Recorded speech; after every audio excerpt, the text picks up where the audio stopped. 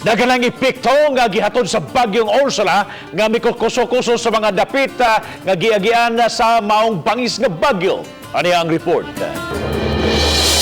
Sa post sa social media, gipadayag ni Sheila Pañales, mulupyo sa Chico Kawayan sa Masbate, nga inay kalipay ug kamaya ang ilang masinati sa Pasko, apan gisugat naman hinuon sila og kasubo tungod sa bagyong Ursula. Samtang sa video footage nga kuha sa News Cooper nga si April J. Gabriel, dayag kaayo ang epekto sa bagyong Ursula diin ang baha misubay sa kadalanan sa Barangay San Juan sa Ormoc City.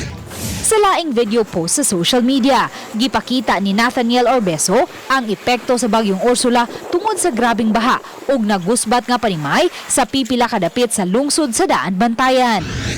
Samtang sa social media post sa Relief and Rehabilitation Unit kon RRU sa Archdiocese of Cebu, ilang gipahibaw nga may mga panimay nga nagusbat sa pipila ka mga lungsod sa San Remigio, Tapilon, Daan Bantayan ug sa Bugos City. Samtang moabot sa 189 ka mga mulupyo gikan sa upat ka mga barangay sa Bugos City ang gipabakwit sa mga evacuation centers.